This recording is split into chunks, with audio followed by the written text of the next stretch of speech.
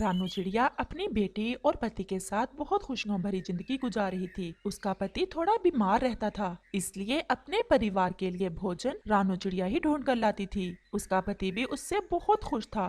रानो, मैं सोचता हूँ कि मैं कितना भाग्यशाली हूँ जो मुझे तुम्हारे जैसी पत्नी मिली। मैं बीमार हूँ, तुमने फिर भी मुझसे कभी शिकवा नहीं किया। घर की सारी जिम्मेदारी अपने ऊपर ली हुई है। आप ऐसा ना कहा करें। पति और पत्नी एक गाड़ी के दो पहिए होते हैं। अगर एक पहिए में कोई नुक्स आ जाए तो दूसरे को दोहरी जिम्मेदारी उठानी पड़ती है। और अपने घर की जिम्मेदारी उठाना मेरे लिए कोई बोझ नहीं है। जब मैं घर आकर आपको और अपनी गुड़िया को देखती हूँ तो मेरी सारी थकान दूर हो जाती है।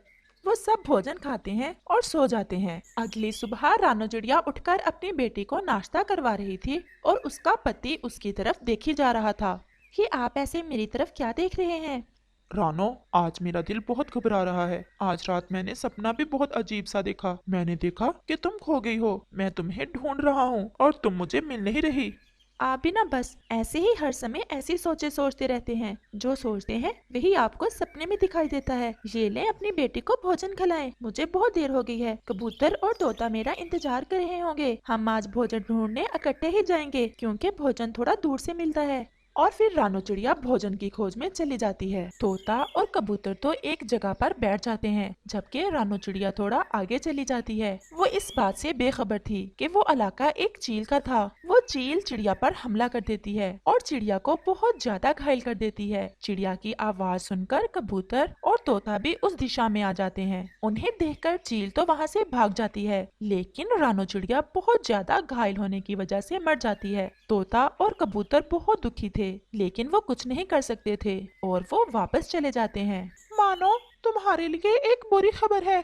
और फिर तोता रानू के पति को सारी बात बताता है। मानो चिड़े पर तो गमों का पहाड़ टूट चुका था। वो तो था भी बीमार और अब तो वो ज्यादा ही बेबस हो गया था। उसका जीवन साथी उसे अकेला करके चला गया था। तोता और कबूतर उसे तसल्ली देकर चले जाते हैं। घर में थोड़ा भोजन पड़ा था, वो अपनी बेटी को खिलाकर सुला देता है और सारी रात जागता रहता है और रोता रहता है। ऐसे ही सुबह हो जाती है। मुझे अब अपनी बेटी के लिए घर से निकलना होगा। मैं अपनी बच्ची को भूखा नहीं रख सकता। और मानो चिड़ा खुद में हिम्मत पैदा करके घोंसले से बाहर निकलता है। वो थोड़ा सा उड़ता है और कमजोरी की वजह से थक जाता है और एक पेड़ पर बैठ जाता है। वहाँ पर कबूतर भी आ जाता है। मानो यार, ऐसे क्यों बैठे हुए हो? कबूतर, मुझे तो लगता है रानो के चले जाने से मेरी दुनिया ही खत्म हो गई है।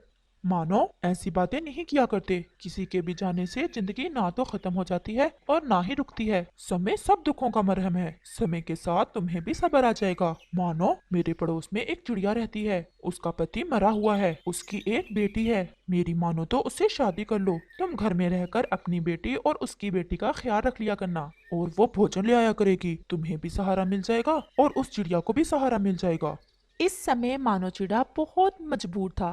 वो अपनी बेटी को भूखा नहीं रख सकता था और खुद वो इतना बीमार था कि अपनी बेटी को हर रोज भोजन लाकर नहीं दे सकता था। इसलिए वो कबूतर की बात मान लेता है और कबूतर मानो चिड़े की शादी उस चिड़िया से करवा देता है। उसके बाद मानो चिड़ा घर में रहकर अपनी बेटी और अपनी पत्नी की बेटी का ख्याल रखता और टीना चिड़िया भोजन ले आती। ऐसे ही समय गुजरता रहा और उनकी दोनों बेटियां भी अब बड़ी हो चुकी थीं। लेकिन समय के साथ साथ मानो चिड़ा और ज्यादा बीमार और कमजोर होता चला गया और फिर एक दिन मानो चिड़ा भी मर गया। गुड़िया बहुत दुखी थी क्योंकि अपनी माँ के बाद अब उसने अपने पिता को भी खो दिया था। उसके पापा के मरने के साथ ही उसकी सौतेली मम्मा ने भी उसे नजरें फेर ली थी। वो गुड़िया से घर के सारे काम करवाने लगी और अब तो भोजन भी उसने गुड़िया के जुम्मे ही लगा दिया था। गुड़िया सारा दिन घर का काम करती, लेकिन फिर भी उसकी सौतेली मम्मा उसे डांट देती। महारानी साहिबा, अब आराम कर लिया है तो उठ जाओ और जाकर भोजन ले आओ। लेकिन माँ, मैं तो अभी लेटी थी। मैंने घर का सारा काम किया है, इसलिए थोड़ा थक गई थी। मेरे सामने जुबान न चलाया करो, जाकर भोजन लेकर आओ।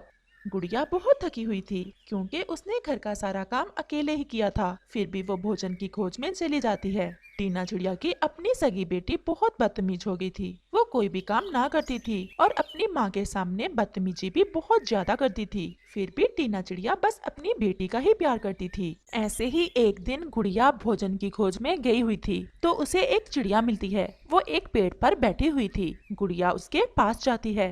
आंटी, आप ठीक तो है ना? मुझे आपकी तबीयत कुछ ठीक नहीं लग रही।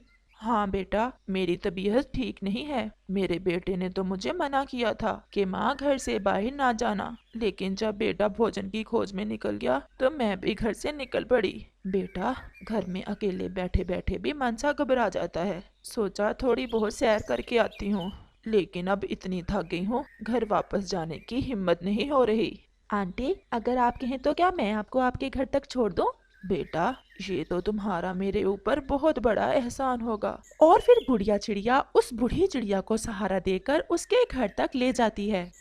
आंटी, आपके घर में कितना बखेरा पड़ा हुआ है, मैं समेट दूं इसे? बेटा रहने दो, तुम्हें ख्वामखा तकलीफ होगी। नहीं आंटी, तकलीफ कैसी? और फिर गुड़िया उस चिड़िया के घर का सारा काम कर देती है। बेटा, मेरा बेटा बहुत अच्छा है। वो भोजन तो ले आता है, लेकिन लड़का है ना, इसलिए घर का काम उसे अच्छे से करना नहीं आता। अच्छा आंटी, अब मैं चलती हूँ। बेटा, तुम बहुत अच्छी हो, तुम मुझसे मिलने आती रहना। आंटी, मैं आती रहूंगी आपसे मिलने। और फिर गुड़िया वहां से चली आती है। जब वो वहां से आ रही थी तो उसे उस चिड़िया का बेटा देख लेता है। माँ, ये चिड़िया कौन थी? बेटा, वो मैं जरा सैर करने चली गई थी। थक कर मैं एक पेड़ पर बैठ गई। मुझ में और उड़ने की हिम्मत नहीं थी। वो चिड़िया मुझे सहारा देकर घर तक लेकर आई और आकर घर का सारा काम भी कर दिया। बेटा, वो चिड़िया बहुत अच्छी है। अगर उस चिड़िया की शादी तुम्हारे साथ हो जाए तो मेरा विश्वास करो, हमारा घर किसी जन्नत से कम नहीं होगा। अपनी माँ की बात सुनकर वो चिड़ा खामोश रहता है और मन ही मन में बहुत खुश भी होता है, क्योंकि उसे भी वो चिड़िया बहुत अच्छी लगी थी। अगले रोज वो बूढ़ी चिड़िया तोते को बुलाती है और उसे उस चिड़िया के बारे में बताती है। तोते, क्या तुम गुड़िया चिड़िया को जानते हो? मैं अपने बेटे की शादी उससे करना चाहती हूँ। अच्छा, गुड़िया चिड़िया, वो तो बहुत मासूम और अच्छी चिड़िया है, लेकिन उसकी सौतेली माँ उसके ऊपर बहुत जुल्म करती है। और फिर तोता उस चिड़िया को गुड़िया की सारी कहानी बताता है, जिसे सुनकर वो चिड़िया बहुत दुखी होती है। मैं अब उस बच्ची पर और ज्यादा जुल्म नहीं होने दूंगी। मैं उसे ब्याह कर अपने घर ले आऊंगी। उसकी माँ इतनी आसानी से उसकी शादी नहीं करेगी। उसे तो मुफ्त में एक नौकरानी मिली हुई है। हमें गुड़िया की माँ को कोई लालच देना होगा। कुछ भी हो, मैं गुड़िया को अपनी बहू जरूर बनाऊंगी। अगले रोज वो चिड़िया तोते के साथ गुड़िया के घर जाती है उसका रिश्ता मांगने। बहन जी, मैं आपकी बेटी गुड़िया का रिश्ता लेकर आई हूँ अपने बेटे के लिए। अगर आप गुड़िया का रिश्ता मेरे बेटे से कर दें तो मैं आपका घर कन से भर दूंगी। कन का सुनकर टीना चिड़िया के मन में बहुत ज्यादा लालच आता है और वो गुड़िया का रिश्ता उस चिड़िया के बेटे से कर देती है। और इस तरह गुड़िया चिड़िया की जिंदगी से भी गम खत्म हो जाते हैं और वो ब्याह कर उस चिड़िया के घर में आ जाती है। यहाँ उसे बहुत मान और सम्मान मिलता है।